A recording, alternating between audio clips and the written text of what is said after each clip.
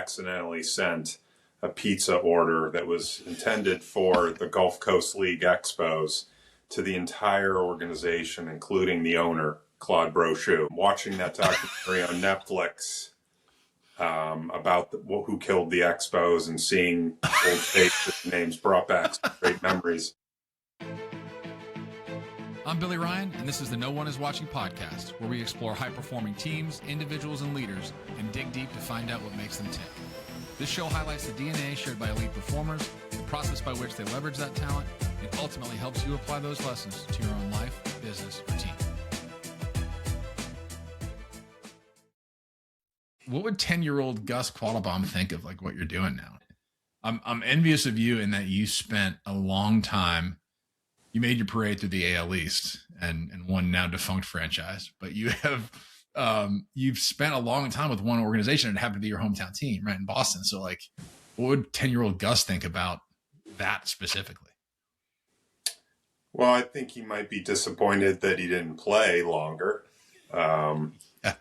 But none of us are great self-evaluators, so he'd probably question the path, but I think he'd be pleased that he found a way to work with his, favorite team in sports. Yeah, so that was actually my next question. Was like, I was horrible. I was a horrible self-evaluator, and I was hard-headed and played baseball more like football than I should have. And I think you were somewhat wired similarly. And I'm curious, like, what that, because your first gig in baseball was at scouting. Well, I started as an intern in player development, actually, but always kind of kept my eye on what was happening in the scouting front and was lucky enough to sit in on some scouting meetings with the Montreal Expos. Like you said, we did such a good job. They don't exist anymore. And they were nice enough to send me to that Major League Baseball scout school at the time and sponsor. Oh, okay. And so that was sort of where that got started. And at what point, because it was gradual for me, the evolution from player to evaluator, right? Yeah. Well, I guess one thing that was abundantly clear at the entry level administrative work was not fun for me. Nor was I good at it. I mean, I accidentally sent a voicemail, and those who were with the Expos at the time will laugh at this, but I accidentally sent a pizza order that was intended for the Gulf Coast League Expos to the entire organization, including the owner, Claude Brochu. So watching that documentary on Netflix about who killed the Expos and seeing old faces names brought back some great memories. So my upside was suspect at the time as an administrator, and it just wasn't as fun. But I was really drawn to the evaluation part, and obviously the Expos were really successful at that and uncovering talent, and so it was cool. And then just happened to meet a Davidson connection through a wedding of a former teammate. Got to meet I believe at the time he was the vice president of player development and scouting with the New York Yankees, the team you and I both grew up hating. But that's funny how the game works. I ended up flying down to Tampa in a blizzard from Boston to interview with the New York Yankees, and I'm sitting in an empty terminal during this blizzard, but who happens to be sitting there? Only one other person. It was the manager of the Boston Red Sox, Jimmy Williams. No way. And he could not have spent more time with. He was fantastic and gave me advice on how to interview, and then just started talking baseball. I remember he was talking about the arm action of Benji Gill and just his actions, and it was unbelievable experience. And years later, I wrote him a note. He's not with us anymore, unfortunately, but years later, I wrote him a note on how much those few hours in a blizzard in Logan meant to me, and how hopefully I can pay that forward for someone else. And I always try to, much like you are now, with how you help people. So, yeah, it's a great story, man. I never mentioned Bill Williams, but I heard incredible things about him. I heard he was just an all-world human being. It's Well, and funny it's how cool. You run into his sons every now. I've met one, Sean, who was coaching in the Philly system, and I made sure to introduce myself to him. And I'm glad he's doing well in the industry. But yeah, baseball community is a small one. yeah, yeah, and I mean, we all have, I think, those memories, those really early career memories, where it's just the impact that somebody with some gravitas can have on you. You know, whether it's in an airport or in a conference room or on an airport run, right, in a car somewhere. Yeah, it's incredible. I mean, it's just like the stuff you dream of as a little kid, being able to sort of be in the room. I know I've told you this story before, but when I was interning with the Rangers, Buck Showalter was their manager, and notorious for not missing a beat on anything, right? Every little detail. And so I would sit behind the plate, chart pitches. I think I sat with you a couple times. Yeah, you did. That was the hottest I've ever been. Was day game in Texas wearing dress pants. Probably gave me MS.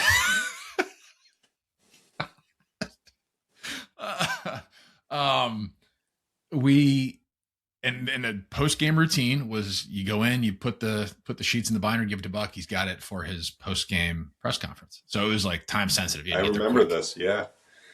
And I would do it, and we just had a big win. And normally it was like just be seen and not heard kind of thing.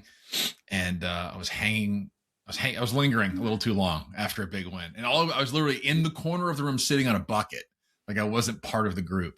But it was just like there was a lot more people in the office than normal, and there's really good conversation. I was just trying to soak it up. And I will never forget that Buck just didn't miss a beat, looked up in the middle of a sentence, and he said, "Did you put that in the binder already?" And I said, "Yeah, no, that's done." He goes, "Okay." And he just stared a whole time at me, and I was like, I think that's my cue. I think I'm supposed to leave now." But it's like, I was an intern and didn't know any better. But you just remember, like, man, I just wanted to be in the room. I wanted to hear and learn something, because there's so many. That's what I loved about baseball. Still do. It's such a hard thing to figure out. It's like the more information you can get from people that have had different experiences than you, better off you're going to be. Absolutely. That's a great story. Yeah, it was funny. So as you're evolving and you're sort of a new scout, I was in that role as well, and it's hard, right? It's a little scary. That first you've got to get over that first hurdle of like, I'm better than this guy, or I can do this, and sort of looking at it as your old player lens, right? A little bit, that. Well, did you get over? If that's your scale, if it were me, that would be. That's not the model. That's a very dangerous comp. So. But I do think there are times when you're watching a lot of bad baseball and you're seeing kids where the game doesn't come as easily, and it's a useful, even if the game is dragging, I would always, when we train our scouts, I would remind them, hey, if the game's dragging, it doesn't hurt to remind yourself of what it doesn't look like. And just to reinforce to them when that time comes and you do see a good player that stands out, it sort of reinforces that. So no, I tried not to use myself as a comp. That would be, you wouldn't end up with much. Well, I'm not saying this as a comp, but like you don't have any other reference point when you first start out, right? Like, cause you don't have that. Yeah, you're right. You're right. And in some ways the industry was backwards, where I'm so grateful for the opportunities I've had, but if I could do it over, I would rather get dropped into a big league stadium and watch major league players more frequently, and therefore expedite my calibration as an evaluator. When you start as an area scout and you're watching high school, college, if you don't have that calibration, and even I would argue some former major league players who we've trained and have emerged as evaluators, it's hard for them because it's a different perspective. Yeah. The game moves a lot slower from the stands.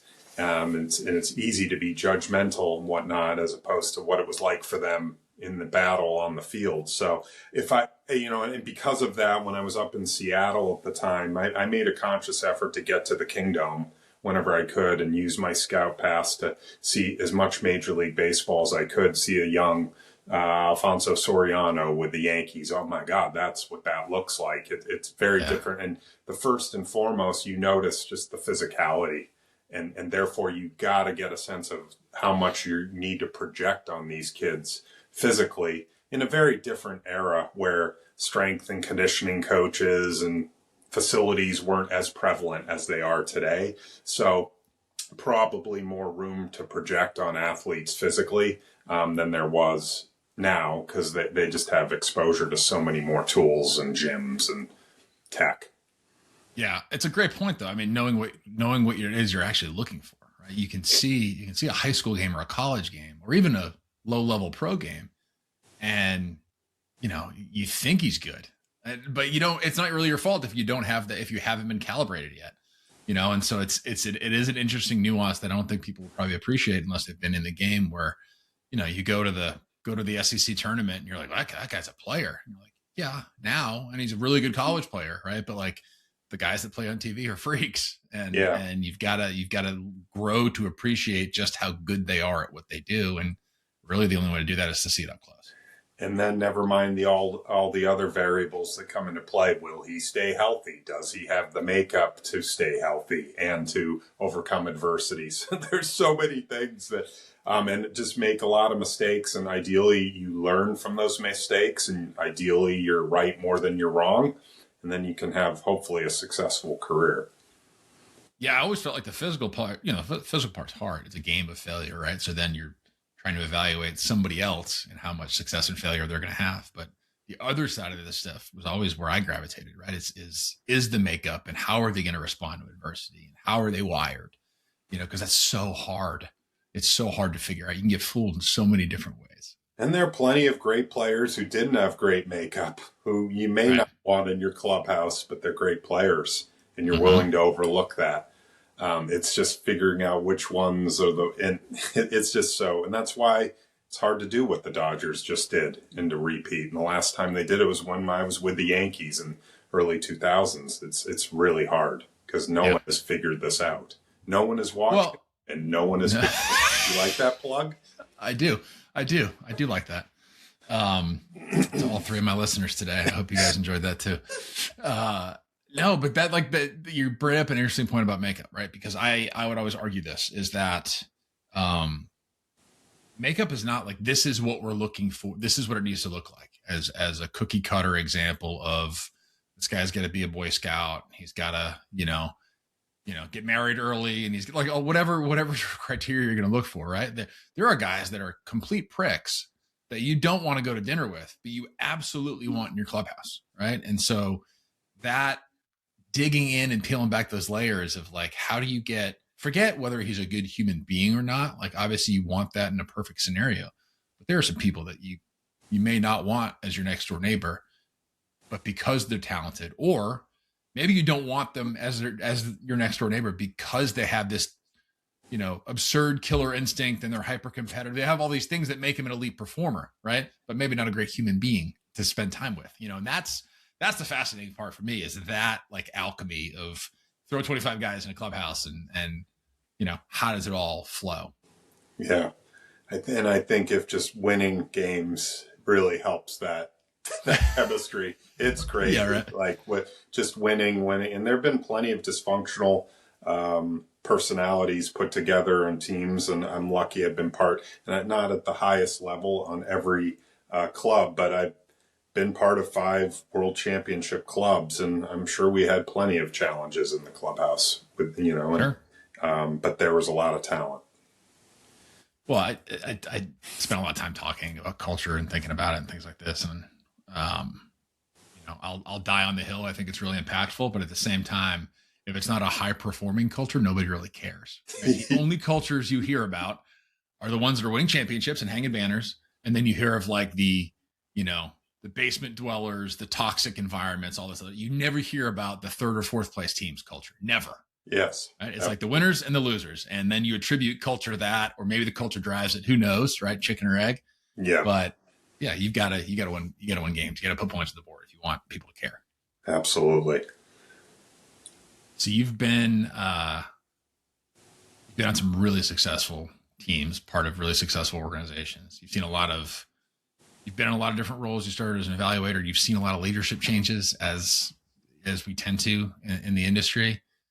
I mean, who are some of the, what are some of the starkest differences you've noticed from whether it's an evolution of the roles you've been in or sort of the transition, right? Whether it's leading people, evaluating talent, shifting from organization to organization. I mean, you've done, for a guy who's had a lot of stability in the game and in only a couple of organizations, you've actually got a pretty diverse set of experiences.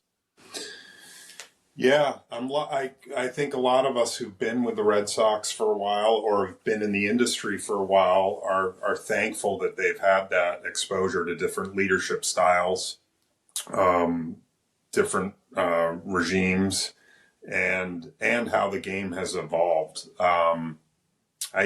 Just like an athlete with coaches, you try to take a little bit of try to get a couple nuggets out of each leader that you're with.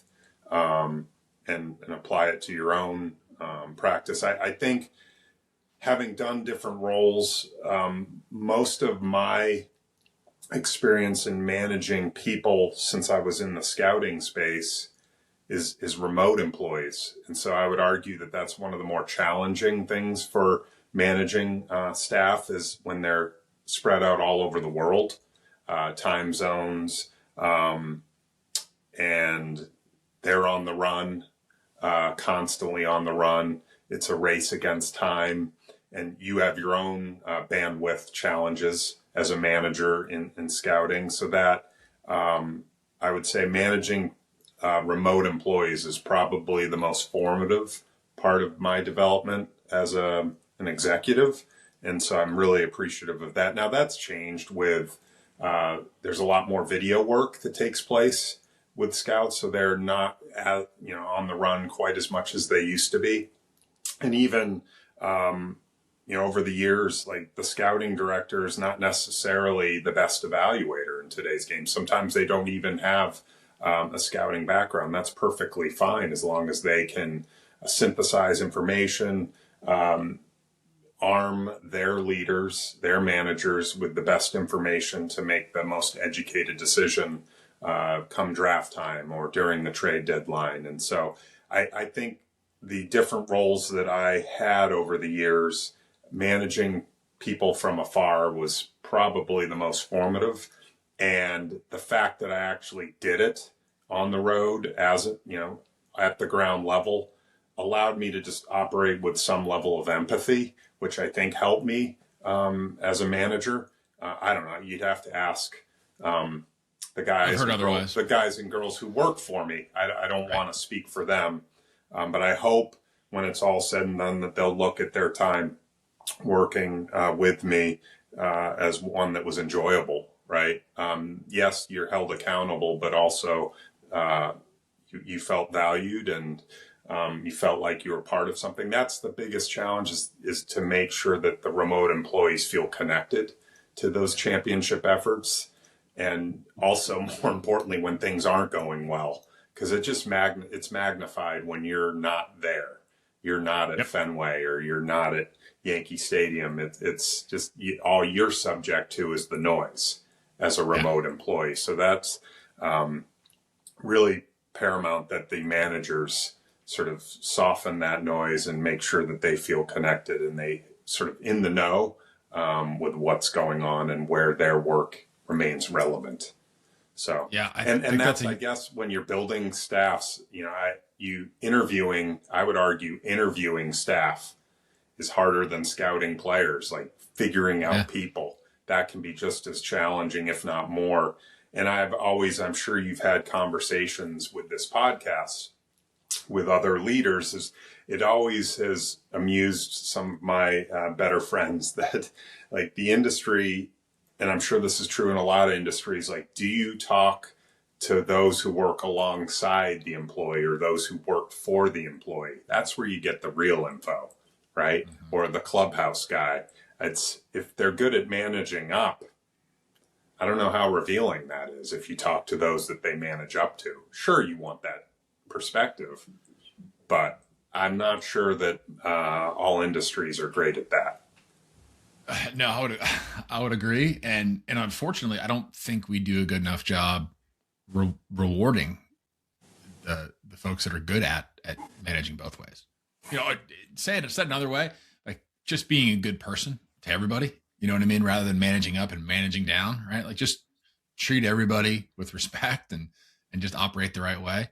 I think we reward the managing up, way more. I would do the opposite. I would want to hear from the people that worked for the person, right, in the chain of command, or the people that worked adjacent to them, right? How are you treating the people that can do nothing for you? It How are you requires treating a little extra digging and time, and again, bandwidth is always a challenge for people in this fast-paced world we're in. But we're also in a world that's riddled with self-promotion. And look at you with your podcast. Look at you, look at me, Billy Ryan, right? So it's the nature of the beast today. And so I think all the more reason to try to work against those tendencies to self-promote and try to get at the real person. Yeah, you hit it on the head.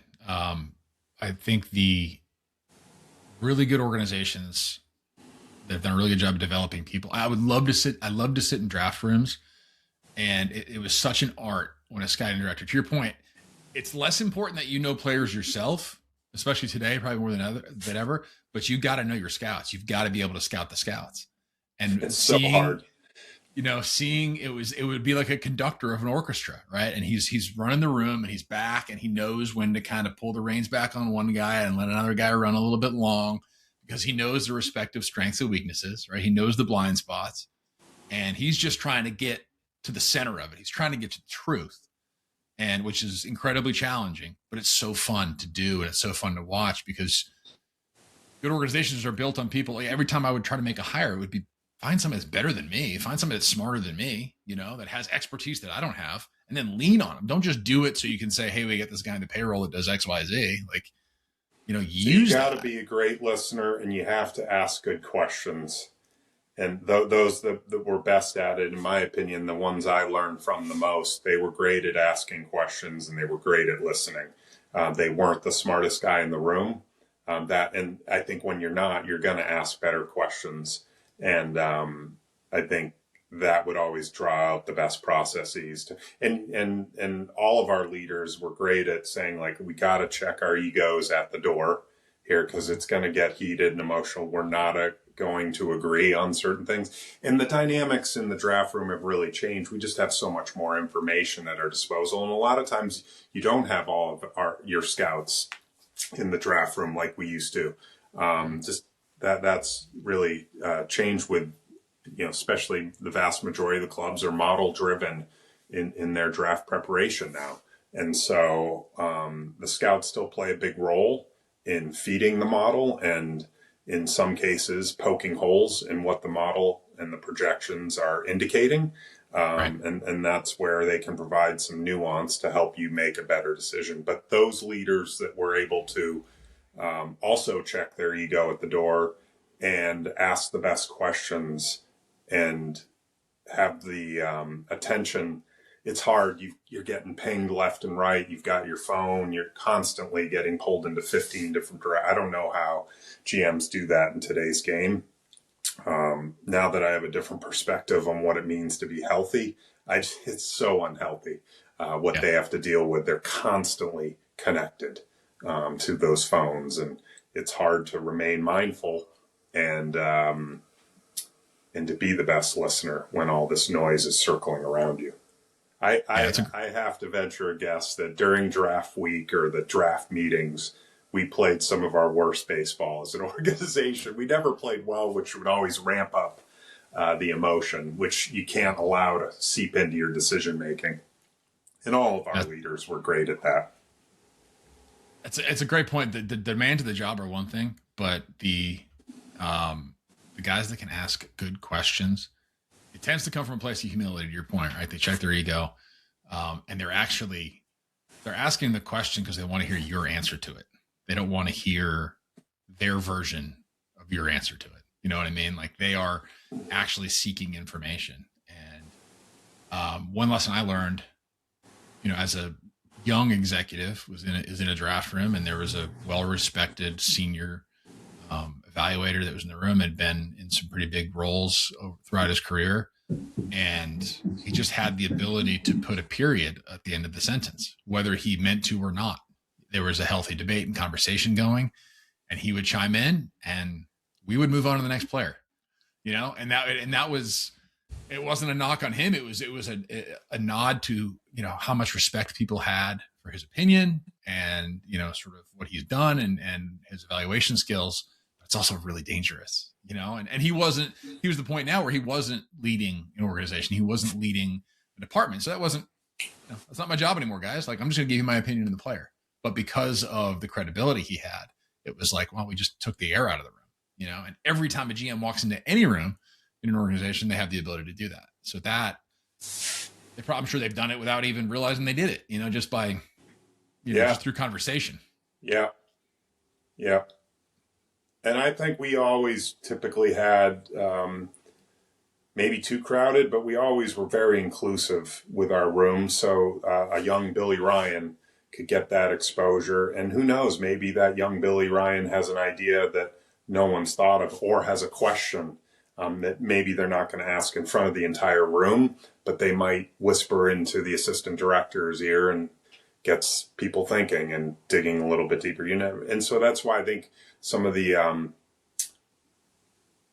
best cultures, best offices had that environment where the younger aspiring executives had that leeway where they could sit in and maybe ask a question, and you never know, they could be the future leader. Right. Yeah. Yeah. It's that balance of kind of knowing your place, but also having a seat at the table, and it has swung in other directions at various times. But get back to your point earlier about sort of the remote workforce. Like, I experienced that when I got out of baseball. That was like a tool I had in my toolbox that I didn't realize how valuable it was. Because, especially post 2020, so many different organizations now are managing remote workforces in one way, shape, or form, and so I jumped into industries that I didn't know the first thing about, but I did know that. And so I was able to, like, thankfully lean on that hard and figure some other stuff out while I was going. But it is a really big challenge. And especially for scouts, their days are the same 365. It's just a matter of, like, what color golf shirt are you putting on, and like what logo is on your laptop bag. Right. And so making it more than that and making it feel like they're part of something when you're a West Coast area guy for an East Coast team that's in fourth place, there's a lot to manage there as a manager. Agree with all that. The only thing I'd argue with is their days are the same. I think I wouldn't have lasted as long as I did in the field if I didn't find stimulation in the variety of my day to day. And that's the beauty of baseball. You see something different. Well, I mean, when I mean days the same, whether they're working for the Red Sox or the Yankees or the Dodgers, they're going to go out and they're going to go through the same paces, more or less. And really what separates what their day looks like and whether they're getting that satisfaction or developing or making an impact, the only thing that makes a difference, in my opinion, is who they're working with and who they're working for. And if you're motivated. Correct. Yeah. And do you have, I mean, I've told the story a million times, but I started with the Indians as an area scout, and I was in Atlanta, and you could not hire a scout away from the Twins. And it's not because they were paying more than everybody else. It's because they just believed they were part of something. They had a voice. They respected their managers, all these reasons. They had built that culture. And that always, like, resonated with me. I'm like, man, this isn't the Yankees or Red Sox or Dodgers. This is the Twins. And you can't poach anybody from them, right? For a lateral move. And that always stuck with me. It's because, I am a part of something. I know I have a voice. I know my role. I'm not trying to be the GM, but I'm going to try to do my job at a high level, and that's appreciated. Yeah. Hey, real quick. If you're getting value from the show, do me a favor. Hit that subscribe button, and if you're so inclined, go ahead and leave a 5-star review while you're at it. It helps more people like you find this podcast, and honestly, that simple form of support, it makes a difference. All right, back to the conversation. I remember as a young kid, speaking of the Twins with the Yankees at the time, we didn't have cell phones. And we were all sort of up in arms that, like, we were still using, like, a voicemail system. So you have to pull to the side of the road and call the voicemail and get an update or provide an update. And I I guess, poor self-awareness as a younger scout with the Yankees down in Tampa. And I asked, why is it that the Minnesota Twins have cell phones and we don't, to George Steinbrenner's son-in-law at the time. And we had cell phones within 24 hours. So then, like, I was asked if I could ask other questions to get more, but that wasn't a good career move with the boss. But that's a Seinfeld episode, right? Oh, there. Definitely would be. It's funny when you watch those episodes, it brings back a lot of great memories of the boss. I bet. So fast forwarding a little bit to sort of your diagnosis and what that's meant to you, how you discovered that. I mean, just tell me what that's been like when you first found out, and your initial response versus like where you are today. Yeah, it took a long time to come to the diagnosis. I had some strange symptoms for years, but you live the life. You're in baseball. You're constantly on the move, and you just, I'll address it in the off season. And there came a point where I was limping, especially after about 15 minutes of walking, and I'm bumping into things. My balance wasn't great. And so it took a while.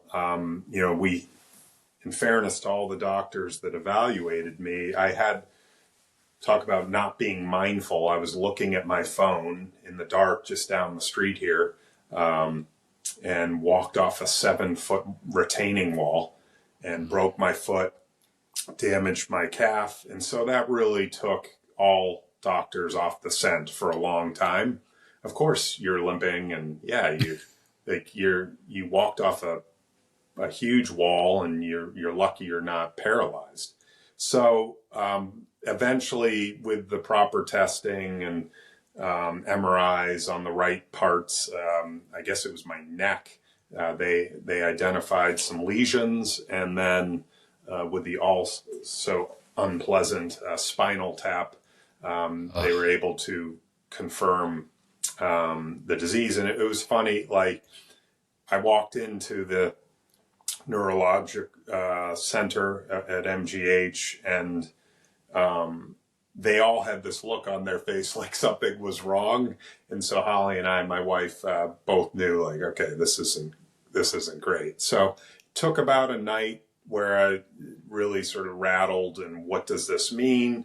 And I'm very glad that they advised not to, like, do a ton of homework on MS and go into the internet. It can take you into some deep and dark places. So I never really went down that path, and have always been, I hope those around me have see it as I've been very positive, and my default is to make light of things and to joke about it. So that's how I cope with it. And really, it's opened my eyes, awakened me to what really matters. And yes, there's some adversity that comes with it, but it's also introduced me to so many other great things that I would argue, I've never been healthier on all fronts. Yeah.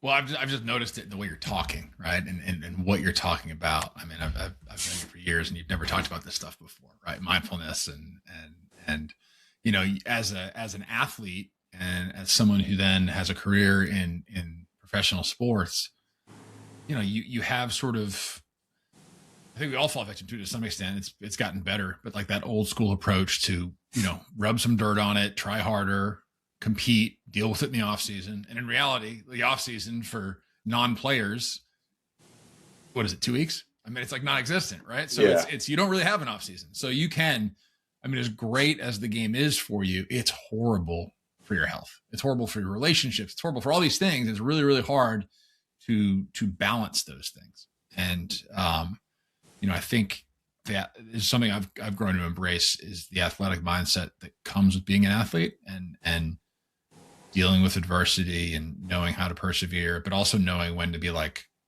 okay, I'm injured, I'm not hurt, kind of thing, And so that, I imagine there had to be a little bit of that for you, given that it was sort of a slow burn until you figured out what was going on. Yeah. And just, I guess in retrospect, let's be clear. I grew up on a boarding school campus. And I went to a college where they did our laundry for us. So I was far from the mean streets, right? And didn't face a ton of adversity in my life.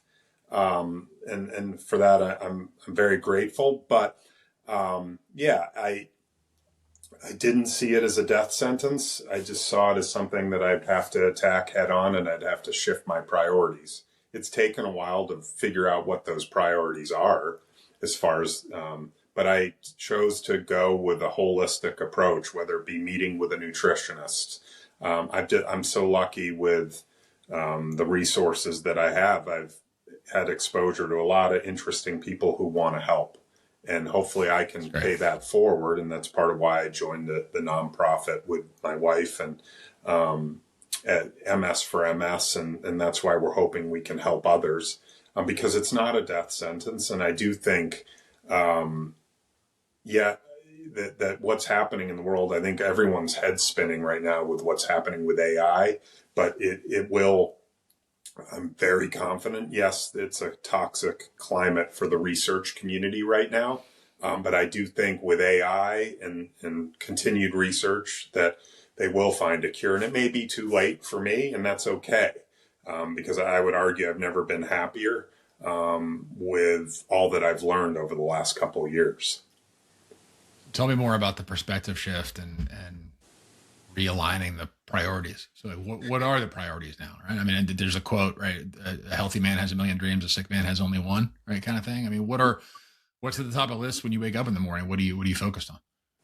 Just getting a little more selfish and prioritizing my health, not cutting corners, slow down, and give all the time I need to do whatever PT. And I think it's from all angles, like I said earlier, with where I am physically, where I am mentally, emotionally, and where I am with my nutrition, all of it. And so that was certainly a priority. And with that, recognizing what it means to be healthy and what is fulfilling, it was abundantly clear I had to be a better husband, a better parent. I was absent early on in my career. I'm sure you were as well. Especially in scouting, you're gone a lot.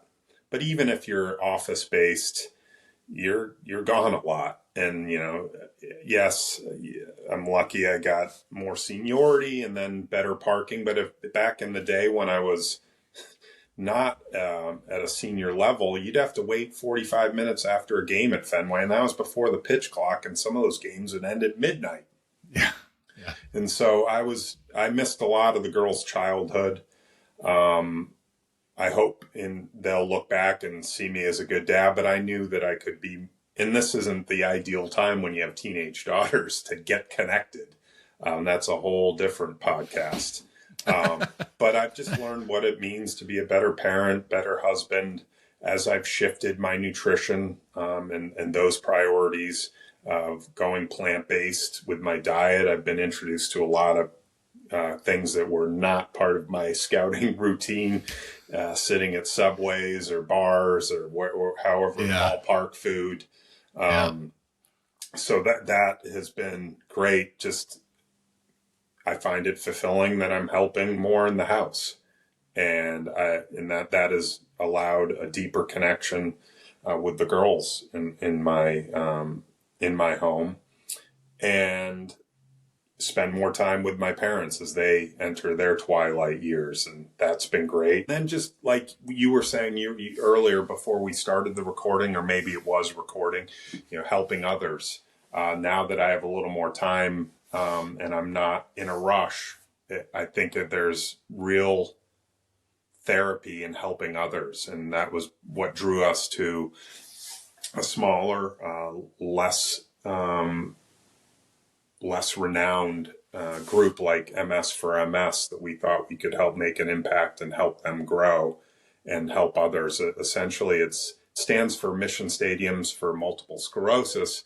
And yes, they contribute a great deal to the research community with fundraising, but we also want to identify what we call fellow MS warriors, those who are fighting the disease, if they don't have the means, or they could use a little help on something in their life to make their life a little easier. Maybe it's a device like the device I wear on my leg to help with my walking. We want to find those warriors. We can't possibly help everyone, but whenever they come to our attention, we do our best to use the funds that we've raised to help people like that and their families who are in need.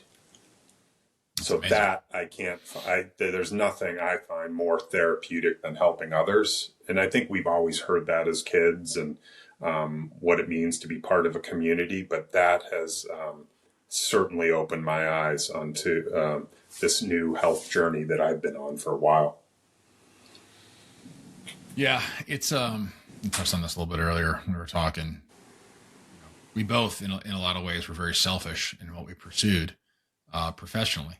And I tell people all the time, now that I'm not in the industry, like, man, it's my dream job. Like, what'd you do? Why'd you leave? What was it like? And, you start talking to people and you get to know them a little bit better. And you're like, look, man, my wife wasn't a baseball fan. She liked me for some reason, and she just kind of got dragged along for this life. Like, my kids didn't know the first thing about baseball, but it's all consuming. And part of that, I think, is just a statement on the world we're living in right now. That's not unique to baseball. Correct. And, if you allow a job, or quite honestly, most things in the world at this point, social media or anything, right? It will just consume you wholly. It'll just take you, just take over your whole existence. And it's a lot easier for guys like you and I when that happens in something that we love and that we're passionate about. It doesn't feel like it's taking you over, right? Because that's who you are. But to your point, then something or someone slaps you in the face and you realize they kind of show you what you've been missing. I mean, that happened to me under much different circumstances. Man, yeah. I didn't know I was missing all this, Yeah. and it's eye-opening. Absolutely. And you want to talk about not being a baseball fan. My wife, Holly, is from St. Louis. And all her family loves baseball. They love all the sports in St. Louis. But you want this is a little bit of perspective on why I love her so much. But back in the day, I can't remember what year it was, but Jed Lowry had a huge walk-off hit for us. I think it was in the playoffs. And Holly turns to me, he's like, Jed's going to be in a good mood in the office tomorrow. She thought that Jed Lowry and Jed Hoyer were the same person. So she thought that Jed moonlighted as an executive, but played it, during the day and then played at night. So yeah, Shohei's got nothing on Jed. She once met Dave Winfield. It's pretty obvious he's somebody. He's an imposing presence. And he's like, hello, Holly. And she's like, hello, Dave. And just the way she said that, it was clear to Dave that she had no idea who he was. Yeah. And I will say, like, that was one nice thing coming home to the girls every night, is they weren't as hung up on the wins and losses like we were. Yeah, 100%. I used to joke that you go out, when I was a young scout, you go out to a bar, or restaurant, whatever. It's like the 45-year-old white dude wants to chat me up at the bar, right? Like, the girls aren't interested at all, but like the middle-aged white guy's all about it. And I had the same story with Sarah when I was with the Diamondbacks, and we had this incredible coaching staff of former, it's like the 80s and 90s All-Stars, and Don Baylor was our hitting coach, and may he rest in peace. Don was just a wonderful human being, and Sarah got to know his wife Becky, and she just got to know Becky as Becky Baylor, and we played in Anaheim, and I was going down she was on the trip, and we went down the elevator, and we got off. And right in front of the elevator is like an 8-foot by 5-foot replica baseball card of mean looking Don Baylor digging in at the plate. And she goes, oh my God, Don played? And I'm like, yeah, Don played. Don played a little bit. Yes, but you're right. Did. It's such a get over yourself. It's not, you're not curing cancer. This is baseball. Yeah, it is. It is refreshing. Yeah. And And that's why I would always enjoy talking to people from other industries for the same reason. You know, like you talk to guys in the military, you talk to even other guys in other sports, you know, and you realize like we all kind of have to get over ourselves a little bit, you know, like, yeah, this is cool. And yeah, this is fun, but like most people are not into it as much as you guys are. Yeah, I lost my job years ago before the Red Sox hired me. I was in Europe on our honeymoon. It was the week of my wedding when I lost my job, and that's baseball. Sort of, that's what happens. And abundantly clear that no one in Europe could give a shit about the Rule 5 draft. Right? And so that's the kind of perspective, or those are the reminders we need sometimes. Yeah, 100%. I think it's a good lesson for life, and some of the things you were talking about. I've grown to appreciate it more. You know, the whole idea of putting your mask on before helping somebody else. You know, especially as a husband, as a father. You know, even just for my own, I know when I'm not operating at a high level. You know, and so if I can't. So I know that I'm not there for everybody else. You know, if I'm not, I'm not on my A game, they're not getting my A game either. You know, and so that it seems selfish, you know, and it seems like, you know, give to others. You know, yeah, I'm trying to, but in order to give to others, I gotta have my mind right. You know, and that takes, at least for me, it takes intentionality. You know, because It's like you're just used to sort of get up and go. And that's honestly why I started getting up in the morning and working out before everybody gets up. My wife started doing it with me this year. I've been doing it like all year at like 5 a.m. And I pushed. Now she's like beating me in the gym. That was a little bit of a humble brag. 5 a.m. You didn't have to say that. Well, I did, Gus. We've talked earlier about how I'm a self-promoter. And so that was just another feather in my cap.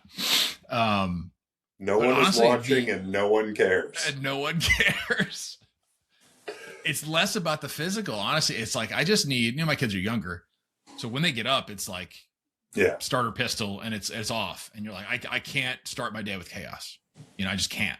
And so I may just go sit in the garage in silence, you know, and like just have a little bit of time to myself for the same exact reason. Right? I've got to show up every day. And I think if people did more of that, you know, in their lives, and their business and whatever, like I think we'd be in a much better spot.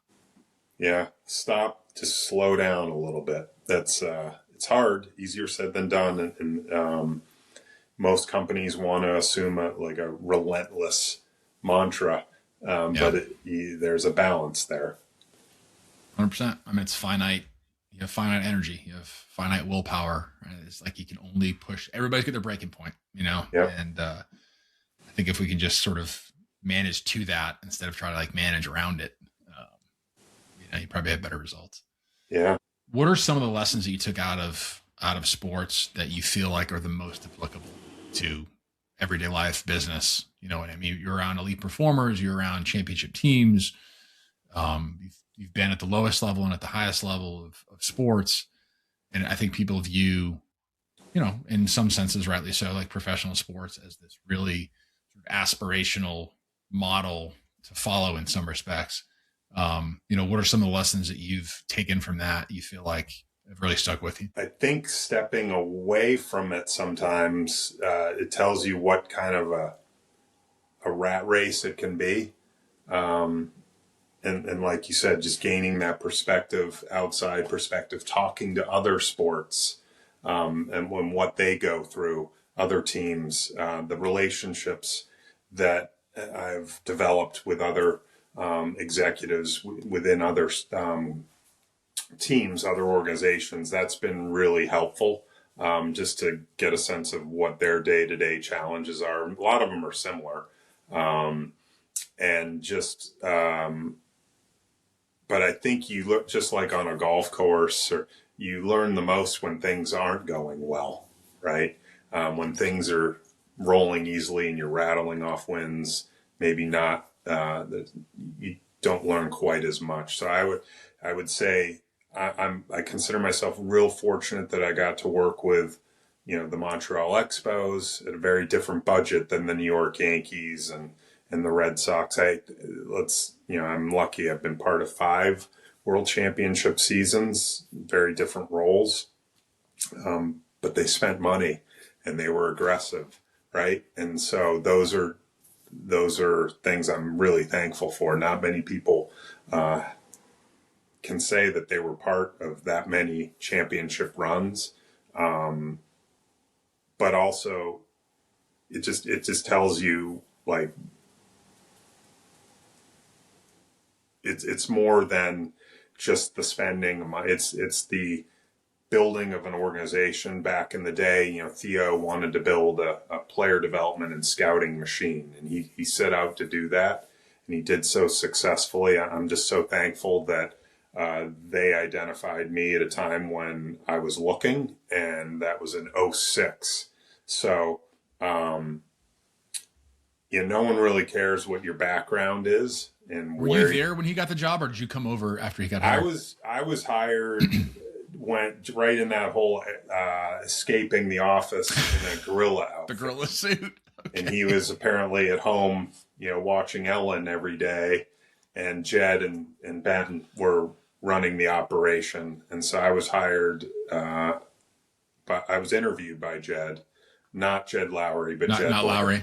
Got yeah. it. I actually remember being in meetings at the time and being like, I can't believe we're sitting here having this conversation. You know, like we are complete idiots. You know, just like the process was so broken. I'm not saying it all the time, but you sit in these meetings, you're like, man, if we hired some outside consultant to come in and audit this, every one of us would be fired tomorrow. This is awful. What are we doing? You know, and it's not.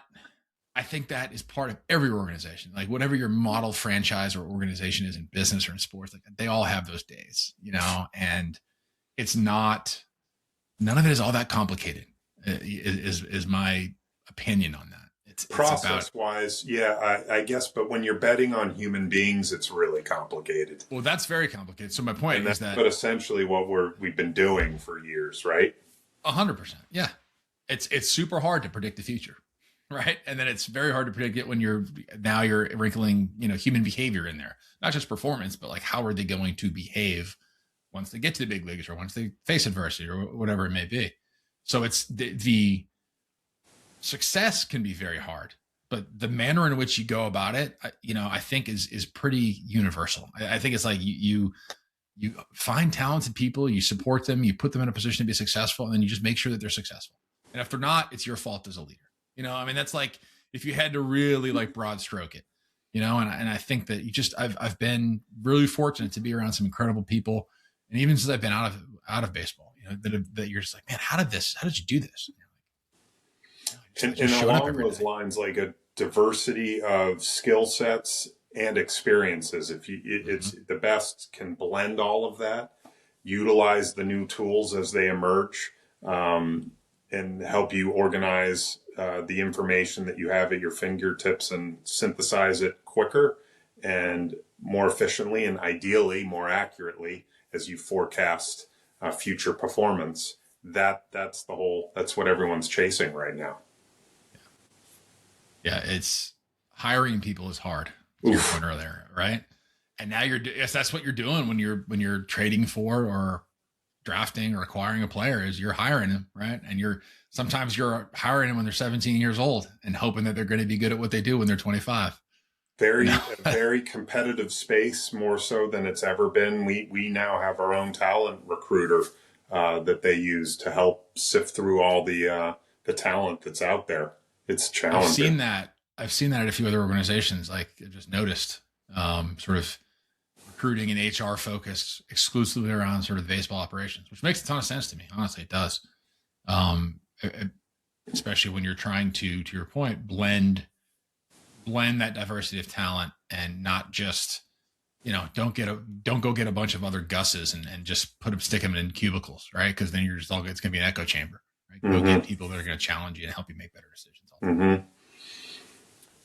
And diversity and background can go a long way too to help make sure that we're looking at things with as open mind as possible. And just we've hired so many talented people over the years. It's been great to see how front offices are constructed now. It's become an arms race in the industry. I don't know if the commissioner is necessarily thrilled with that. But it's definitely, another space where they're competing in baseballs to build the best front offices. It's hard. Well, I mean, better leaders are going to lead to better outcomes. You're going to make better decisions, and the ripple effect of a really solid decision at a pivotal time within a sports franchise is very meaningful. Sometimes it's that one decision that winds up to lead to a championship or leads to some really sustained success. So, admittedly biased, but I feel like that's a smart investment, is investing in smart people. Right. Yeah, absolutely. And those that just don't have those experiences that you can train, and that have that open-mindedness, they have that curiosity so that they can raise their game and they can reach their potential. Oh my God, how hard is that to identify in a speed date interview with a higher view, recorded video interview? I mean, it's really difficult. I don't envy our talent recruiters' role. That's really hard to sift through. Yeah. I want to end with more on MS for MS. Tell people where they can find it if they want to learn more, help out, contribute to the cause. Tell me more about the work you're doing there. Sure. We actually are excited. We're going to have a big presentation to MGH right before the holiday or during the holidays later this month. MSforMS.org is where anyone can go and learn more about the nonprofit, but also see some of the stories of the different MS warriors that serve as ambassadors to MS for MS. And we try to provide a forum for those that they may have a family member that's been recently diagnosed, and we're always there to try to help them. By sharing our stories, maybe they can relate to us, and it's not necessarily to raise money, but more to give them a safe place where they can join a community where we have consistent sessions where you can talk about your experiences with MS, and you learn a lot from those who, instead of going on the internet and doing that deep dive, you can learn a lot from those who are dealing with it themselves. And again, it's not necessarily a death sentence. There's plenty of people that can provide real insight on what it's like to deal with this disease. And so, yes, we are also raising money to help with research, which is all the more important today's climate, which isn't great for the research community. Part of what drew Holly and me to MS for MS was there's some great outfits out there that are much bigger, much larger. We just thought, not a startup, it's not new, but a group that has real potential and upside, just like when you're evaluating a player as an evaluator. We just thought we could make a big impact with a smaller, less renowned group, and hopefully in time we'll be considered a big entity and one that can make even bigger impact in the research community and eventually lead to a cure for MS. Yeah, that's amazing. It's amazing stuff, man. Well, I appreciate you sharing the journey. It's been fun, man. I'm glad to hear that you're, not surprising, you're tackling it the way that you are. And thank you. Glad you found your purpose with this organization and driving it forward, making an impact there for other people too. I know how passionate you are about that, so it's incredible to hear. Thank you. Thanks for listening to this episode of the No One Is Watching podcast. If you'd like to support the show, hit the subscribe button, leave a review, and share it with your friends. If you're interested in similar content focused on leadership, culture, and high performance, check out nooneiswatching.com. Your time is valuable, so I appreciate you spending some of it with me today. See you next time.